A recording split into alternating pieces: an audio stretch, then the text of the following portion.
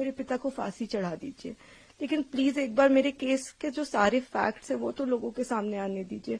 हम बहुत ही मुश्किल से जुडिशरी के पास गए थे, हमारे अपील में हमने सारे फैक्ट्स फाइल किए हुए हैं। उन्होंने अपनी टाइमिंग 3 बार बदली है। पहले उन्होंने कहा दोपहर 2 बजे, फिर उन्होंने एक मीडिया स्टेटमेंट दिया, उन्होंने कहा नहीं 2 बजे नहीं हुआ, शाम को 6 बजे हुआ। ये उन्होंने ऐसे इसलिए किया क्योंकि ऑलरेडी एक फोटो है मेरे पिता की कि वो मम्मी के साथ एक इवेंट में मौजूद है 2 बजे। फिर फाइनली उन्होंने जब FIR लॉन्च की उसमें समय बदल दिया, 8 से 8:30 कर दिया। रिकॉर्ड पे है कि जो मेरे फादर की लोकेशन है, वो जो अलेज कर रही है जो जगह, उससे 17 किलोमीटर दूर मेरे फादर की लोकेशन है। वो खुद उस वक्त फोन पे बात कर रही हैं जिस वक्त उन्होंने ये टाइमिंग अलेज की है। तो इतने सारे सबूत होने, एम्स की रिपोर्ट है जो बता रही है कि वो 18 साल के ऊपर है और वो खुद को माइनर 15 साल की बच्ची बताती हैं। मैं बस ये आपके माध्यम से कहना चाहती हूँ कि मैं समझ रही हूँ कि आपकी भावना एक तरफ जुड़ी हुई है क्योंकि आपने ये सारे फैक्ट शायद कभी सुने नहीं है और ना किसी ने हमें नहीं अप्रोच किया कि आप अपना आपके फैक्ट्स क्या है। किसी ने उनसे कभी पूछा कि आप एक सबूत दिखा दीजिए कि आपकी तरफ कुलदीप सिंह सेंगर ने कभी आंख उठा के भी देखा। मैं कह रही हूँ अगर वो दिखा दे तो वो फांसी दे दे, लेकिन आप इस तरह का अनड्यू प्रेशर बना के, वो उन्होंने क्या किसी को पता है कि वो एक पॉलिटिकल पार्टी से एसोसिएटेड है। 2022 में उनकी मां ने विधानसभा का चुनाव लड़ा हुआ है उन्नाव से। ये सब चीजें वो नहीं बताएंगे क्योंकि वो सब चीजें उनके नैरेटिव को सूट नहीं करता। हम भी 2 बेटियां हैं, 8 साल से ड्यू प्रोसेस, मतलब हम कभी धरना देने नहीं बैठे, हम कुछ नहीं किया, हम ड्यू प्रोसेस पे विश्वास रख के, और आज भी हमें पूरा विश्वास है कि अंत में, क्योंकि हमारा केस इतना स्ट्रांग है, अंत में हमारी जीत होगी।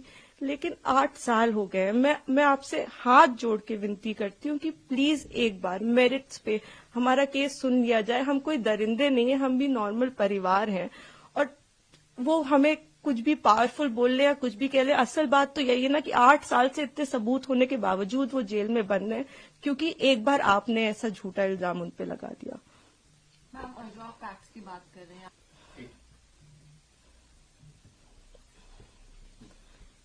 इस केस में इन्होंने स्टेटमेंट्स तो अपने बहुत सारे बदले ही हैं, जो कि आप अगर मुझसे कहेंगे तो मैं आपको डिटेल में प्रोवाइड कर दूंगी। इन्होंने समय 3 बार बदला है। पहले इन्होंने कहा कि दोपहर को 2 बजे कुलदीप सिंह सेंगर ने मेरे साथ रेप किया। उसके बाद इन्होंने कहा नहीं दोपहर के 2 नहीं बज रहे थे, शाम के 6 बज रहे थे। फिर इन्होंने चेंज किया, कहा नहीं ये नहीं हो रहा था, शाम के 8:30 बज रहे थे।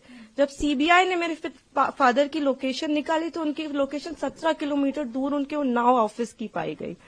सीबीआई ने दूसरे केस में सीबीआई ने जानबूझ के हमें चार्जशीट किया, और उसके बाद जब दूसरे केस में चार्जशीट लगाई तो हमें पता लगा कि हमने जब वो सीडीआर देखे तो हमें पता लगा कि ये तो उस वक्त पे फोन पे बात कर रही थी।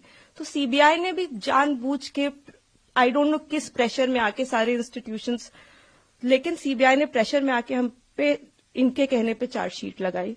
मैं देखिए किसी पे इल्जाम नहीं लगा रही, मैं बस ये कह रही हूँ कि अभी भी ये सारे तथ्य हमारी अपील में मौजूद है। हमारे पास इनका एक रिकॉर्ड है। एक बार हमारी बात प्लीज सुन ली जाए, क्योंकि हम भी बेटियां हैं, 8 साल से इधर उधर भटक रहे हैं, उनके साथ देने के लिए तो बहुत लोग हैं। हम अकेले ही कोर्ट जाते हैं, अगर वो हमें गाली देते हुए भी हमारे बगल से निकल जाती हैं तो उनके पास सिक्योरिटी है, हमारे पास मैडम सिक्योरिटी नहीं है। वो गाली भी देती है तो भी सब कहते हैं कि तुम्हें अपने पापा को निकालना है ना बेटा, तो सीधे देखती रहो, गाली खाती रहो, लेकिन तुम्हें जवाब नहीं देना है। हमने आज तक किसी को जवाब नहीं दिया, यही सोचते हुए, क्योंकि हम प्रोसेस में कि हम हर चीज सही ढंग से करेंगे, हम किसी ऐसे वैसे लोगों के पास नहीं जाएंगे, तो कहीं ना कहीं इतने सबूत है इसमें कि हमें जीत मिलेगी। तो हम उसी का इंतजार कर रहे हैं। हमारी बस हाथ जोड़ के यही कि हम बिल्कुल विश्वास करते हैं, हम सारी संस्थाओं पे विश्वास करते हैं, लेकिन मैं बस इतना प्रे करना चाहती हूँ कि किसी के प्रेशर में आके कोई काम ना हो। आप सबूत देख के काम करिए, अगर सबूतों में हमारे जरा सा भी आपको गड़बड़ लगे तब आप ये काम करिए, लेकिन नहीं है। उनसे कहीं ना वो एक चीज सबूत दिखाए। वो बोलते हैं कि ट्रक वाला जो एक्सीडेंट बताते, कितनी मिस इन्फॉर्मेशन है कि 11 बार कि हो सकता है IIT दिल्ली, सीबीआई, NHRC सारी की एक्सपर्ट टीम बनाई गई थी, इसमें सबने पाया कि वो नेचुरल एक्सीडेंट था। मेरे फादर उस केस से डिस्चार्ज हो चुके हैं, लेकिन आप देखिए आपको कोई मीडिया चैनल नहीं बताएगा कि मेरे पिता उस केस से डिस्चार्ज हो गए थे जिसमें वो कह रही हैं कि लोगों को मरवाया। आज भी आपने यही नैरेटिव बना रखा है। कि लोगों को मरवाया। मतलब इतना झूठ, इतना मिस इन्फॉर्मेशन है वहां पे कि मैं बस रिक्वेस्ट करना चाहूंगी, प्लीज किसी तरह का मिस इन्फॉर्मेशन मत फैलाएं। आपके जैसे भी सवाल हो आप मुझसे पूछ लें। आप फादर की डेथ की बात करते हैं, मेरे पिता उस वक्त टाउन में ही नहीं थे, he was not even present in Unnao. ये भी एलिगेशंस लगाए गए हैं। जी, मैं इसीलिए मैं ट्विटर पे रोज मुझे रेपिस्ट की बेटी और जाने क्या क्या कहा जा रहा है, तो मैं जानती हूँ अगर हम अपने फैक्ट्स भी ट्वीट करते हैं या हम फैक्ट्स भी बताने की कोशिश करते हैं तो हमें बहुत अलग अलग नामों से बुलाया जाता है। हम जवाब भी नहीं दे सकते क्योंकि सारी हमें पता है कि सारी संवेदनाएं वो सब एक तरफ जुड़ी हुई है। हम तो बेटियां है ही नहीं, लेकिन ठीक है हम सब झेल रहे हैं। लेकिन जो आप वही मैं कह रही हूँ ना कि तथ्यों पे कोई बात करे। आप कह रहे विटनेस, किस विटनेस को मरवा दिया? अगर एक रिपोर्ट है कि वो नेचुरल एक्सीडेंट था तो हमने कैसे वो कराया? आप बताइए ना। आईआईटी दिल्ली तो झूठ नहीं बोले, एक्सपर्ट टीम्स बनाई गई, इतना प्रेशर बनाया गया। मेरे घर में रोज रेड मारते थे, रोज मेरी माँ को परेशान करते थे, मुझको परेशान करते थे, क्योंकि उस वक्त भी इसी तरह मीडिया में प्रेशर बनाया गया था। तो मैं बस इतना ही, मैं सच में it's my humble request to all of you, आप पहले केस जान लीजिए, आपके जो भी सवाल हो आप कर लीजिए। मैं डॉक्यूमेंट्स लेके आपके सामने बैठने को तैयार हूं, लेकिन प्लीज किसी की कही सुनी बातों पे मेरे पिता के साथ ऐसा मत करिए। 8 साल से हम न्याय के लिए लड़ रहे हैं, प्लीज। मैम, पहले दिल्ली हाई कोर्ट ने उनको बेल, सुप्रीम कोर्ट ने उनकी बेल को रोक दिया है। बहुत बड़ा प्रोटेस्ट भी हुआ इंडिया गेट पे जो उन लोगों ने किया उन्नाव विक्टिम में, और उसके बाद जो है जंतर मंतर पे प्रोटेस्ट हुआ। जी, मैं सारी चीजें देख रही हूँ। मैंने आपको इसीलिए बताया कि कुछ उनके पॉलिटिकल अफिलिएशंस भी हैं, और मुझे कोई वो बिल्कुल प्रोटेस्ट करे, लेकिन जहां वो प्रोटेस्ट कर रहे हैं उनसे आप एक बार जाके कह दीजिए कि आप प्लीज सबूत दे दीजिए, एक बार दिखा दीजिए कि क्या सबूत है कि कुलदीप सिंह सेंगर ने आपके साथ ऐसा ऐसा किया। एक बार मैं मीडिया के मेंबर से रिक्वेस्ट है कि कोई भी एक बार जाके उनसे पूछ ले कि आप एक सबूत दे दीजिए। मैडम, मैंने तो 6-7 पॉइंट बताए हैं, आप एक पॉइंट बता दीजिए कि ये सबूत है कि आपके साथ ऐसा ऐसा उस दिन हुआ, सिवाय आपके बोलने के, जिसमें भी आपने कई बार अपने बयान बदले हैं।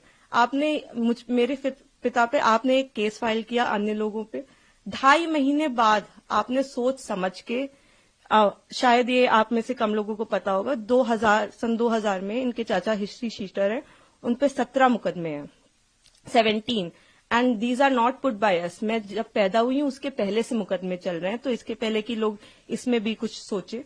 17 मुकदमे सन 2000 में वो मेरे चाचा पे अटेम्प्ट टू मर्डर का उनके ऊपर केस चला है, वो इस वक्त तिहाड़ में बंद है, जो इनके चाचा है। तो आज की इनकी दुश्मनी नहीं है हमसे, इनकी दुश्मनी हमसे पुरानी है। तो बहुत सारे कारण हैं। अगर आप कोई भी मुझसे सवाल पूछना चाहते हैं तो आप मुझसे डिटेल पूछे, मैं सारी सवालों का आपका जवाब। मैं बस चाहती हूँ कि आप फैक्ट्स पे बात करें। आप एक बार, मैं भावनाएं समझती हूँ सबकी, किसी को भी, मैं खुद एक बेटी हूँ, मुझे ये कहानी किसी बच्ची की सुनाई जाती तो मैं भी शायद ट्विटर पे गालियां ही लिख रही होती, लेकिन उस कहानी में कितना सच है ये जान लीजिए कि दूसरी तरफ भी हैं बेटियां, दूसरी तरफ भी लोग हैं। जिस इंसान को आप इतना बुरा समझ रहे हैं वो नहीं है, वो 2 बच्चियों के, और मैं इसलिए नहीं कह रही कि आप आर्ग्यूमेंट्स वो लेके आए, लेकिन वो भी इंसान, क्या उन्होंने देखा भी आंख से? आप एक प्रूफ दे दीजिए और आप मेरे पिता को फांसी पे चढ़ा दीजिए। मैं कह रही हूं, अगर एक भी सबूत है कि मेरे पिता ने उस लड़की की तरफ आंख उठा के भी देखा है तो आप मेरे फादर को फांसी दें। लेकिन अगर वो सबूत नहीं है तो हमें पूरा हक है कि हमारे भी सबूत सुने जाएं। प्लीज हमें वो मौका दीजिए। तो मैम, आपने फैक्ट्स का जिक्र किया है, तो जब इनको बेल दी तो क्या इन्हीं फैक्ट्स के बेसिस पे बेल मिल रही है, कहना सही होगा? बिल्कुल, आपने शायद डिटेल्ड ऑर्डर देखा होगा, उसमें आप मेरे जो सीनियर एडवोकेट रहे उन्होंने, मिस्टर एन हरिहरन जी, उन्होंने सारे पॉइंट्स पे आर्ग्यू किया था। उन्होंने आर्ग्यू किया था कि ये माइनर नहीं थी, एम्स की रिपोर्ट है। उन्होंने आर्ग्यू किया था कि 3 अलग अलग इन्होंने टाइम बताए। उन्होंने आर्ग्यू किया था कि हमारे पिता की सीडीआर लोकेशन 17 किलोमीटर दूर की। उन्होंने आर्ग्यूमेंट किया था कि ये फोन पे है। आप, ऐसा नहीं है कि कोर्ट के सामने हम जाके कह दिया हम पब्लिक सर्वेंट नहीं है और कोर्ट ने कहा कि आप रिहा हो जाइए। हमने सारा पूरी चीज कोर्ट के सामने प्रस्तुत की और हर चीज लीगली हुई है। मैं कह रही हूँ कि जो लोग ऑर्डर का ऑपरेटिव, आप पूरा ऑर्डर पढ़िए ना कि क्या हमारी तरफ से सिर्फ एक ही आर्ग्यूमेंट किया गया है। हमने पूरी चीज, हमने 5 पॉइंट अपने कोर्ट के सामने रखे हैं। तो अभी आखिरी सवाल है मैम मेरा आपसे, अभी देखिए, ये तो आप लोग बेहतर समझते हैं कि वेकेशंस में, और आपने मुझे ऑलरेडी बताया ही, लेकिन हमें जुडिशरी पे पूरा विश्वास है। हम 8 साल से इसी विश्वास पे जिंदा हैं, क्योंकि हमें जुडिशरी पे विश्वास है, हमें इस प्रोसेस पे विश्वास है कि एक ना एक दिन इतने अच्छे सबूत हैं, और जब तक मैं जिंदा हूं तब तक तो वो कागज कोई नहीं मिटा सकता, वो फैक्ट्स कोई नहीं मिटा सकता। तो उन फैक्ट्स के होप में कि ये एक दिन सबके सामने आएंगे, मैं जिंदा हूं। और मैं यही कहना चाहती हूँ कि प्लीज किसी भी इंस्टीट्यूशन पे आप अपनी भावनाओं पे आके मत प्रेशर बनाएं।